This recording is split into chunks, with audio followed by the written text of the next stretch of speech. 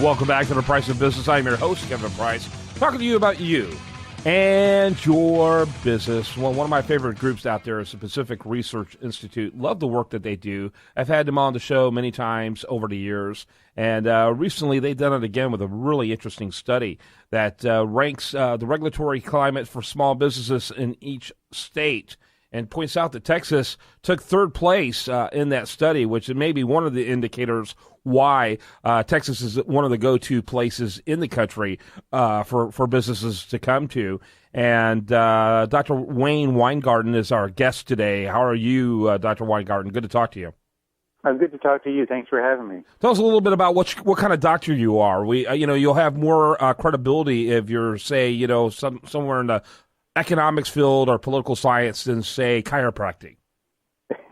I'm the type of doctor that can't help you, right? Not a medical doctor. I have a PhD in economics. Okay, very good.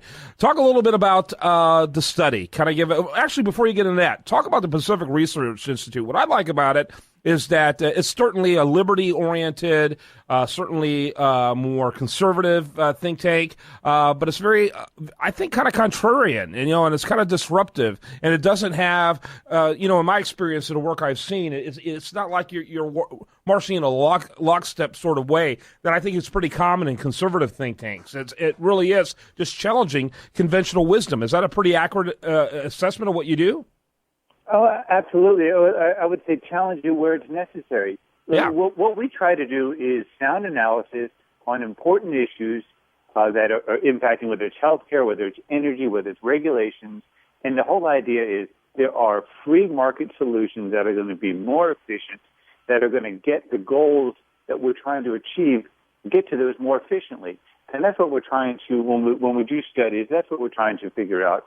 What's really happening here, and how can we create a better policy environment to make the U.S. economy stronger and to address those problems that are pretty evident right now. Yeah, no question about it. Talk a little bit about this particular study when it came to looking at the various states, and there's certainly some states where people are moving in mass. It's almost like an exodus, and there's other states like Texas where they seem to be moving too. And talk a little bit about that. And I think the study is kind of indicative of some of the reasons why that's happening.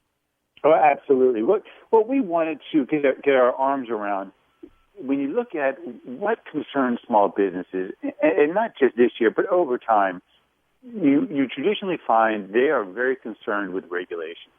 And that makes a lot of sense because small businesses, they don't have the money, the manpower, the ability to manage these regulations.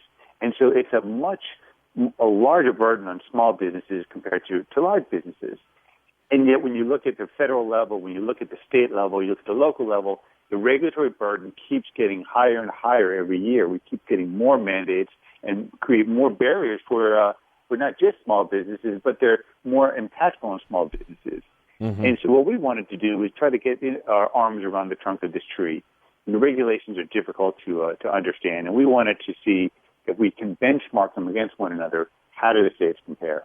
Yeah, no question about it. I think my belief is, and I don't think this is a cynical position, I see big businesses lobbying government on all levels, but particularly there's example upon example on the federal level to institute regulations, and the government says, look, these regulations are pro-business. We even have business groups and business organizations and companies backing these regulations. Well, you and I both know that those companies were companies that were already in compliance with those regulations that they were forcing on smaller business. It's really a form of protectionism, isn't it? Oh, absolutely. And the regulatory environment often is used as a form of protectionism. Yeah. We look at licensing laws, right, which is one of the things we looked at, where you have to be licensed in some states to wash hair, to be a hairdresser. Barriers that aren't necessary, but what it does is it makes it more difficult if you have a talented person that doesn't have many resources, but they're a fantastic hairdresser.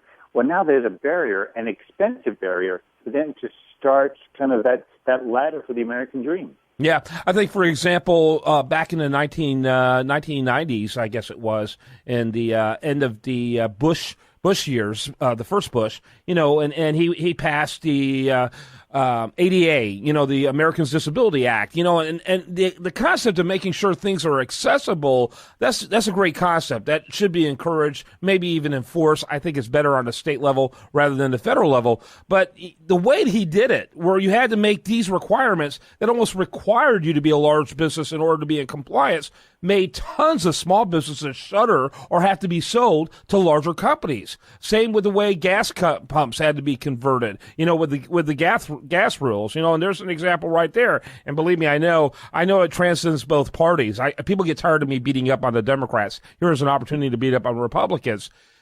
But essentially, the regulatory environment is used. There's this expression in economics, you will know, the listener may not, of regulatory capture. Where the people who are supposed to be regulated are actually lobbying for the way the regulations look to their own advantage. And so it really, even regulations itself is a form of crony capitalism.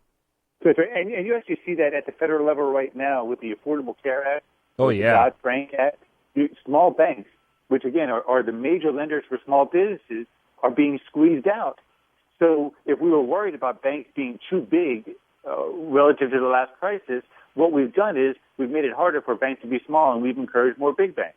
Yeah. It makes no sense. It makes no sense, yeah. Community banks have just literally been plowed away. It's just been tragic to see.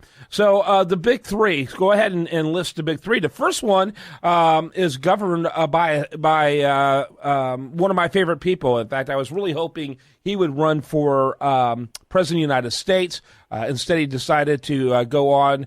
He's no longer the governor. He went on to become the president of Purdue University, I think. But that state is benefiting, I think, from his wise governing. That was Mitch Daniels. Talk a little bit about the top three. Oh, absolutely. And I have to be honest, I was a little bit surprised that Indiana came out as number one, but the data are what they are. Mitch Daniels was an awesome governor. Very, very strong knife, really strong accountability. And now they've got, Mike Pence. Mike Pence is a great governor as well, I'm sure. That's right. And what Indiana did very well, and in Texas falls in this category as well, they didn't do anything exceptionally poorly. And they did a lot of things reasonably well. And so that was really kind of, when you looked at the top states, what they tended to have. Whether they're talking about workers' compensation costs or right-to-work states or land use regulations, the top states, Indiana, Texas, Virginia, Georgia, they did well across all of the categories. So they didn't overburden labor. They didn't create excessively high electricity costs. The land use regulations weren't so restrictive that rents were exceptionally high. So it was very good across the board. Whereas when you look at the bottom-ranked states, California, New York, New Jersey, Hawaii, they tended to do all of those practices. So that whether it's labor, whether it's electricity, whether it's land use, California just, bam, bam, bam, one after another, more and more costs on small businesses. That's exactly what Indiana didn't do. That's exactly what Texas doesn't do. Mm-hmm. Yeah. And so many of our new residents, Texas is being one of the fastest growing states in the union. Within a couple of years, we should surpass, Houston should surpass Chicago in terms of population. They're leaving because they simply can't afford to stay in that state. It's extraordinary to think how much economic activity still takes place in California, considering how hostile it is. It is, but it's also telling when you look at Austin, Texas, and how vibrant that high technology sector has become. And I know there's been a presence there since the 70s, but is really exploding as of late. And a lot of that is the Silicon Valley firms, as they get started, they start to realize it's too expensive to do business here. I have the infrastructure, I have the community in Austin. I'm much better off setting up shop there than staying here in Silicon Valley. Yeah, no question about it. Makes perfect sense. Right, got more to talk about here after the break with our guests, and delighted to have you on the program today and talking about the Pacific Research Institute and its new study on regulations and the difference it makes. Wayne Winegarden, Ph.D. We'll be visiting more with him right after this on The Price of Business.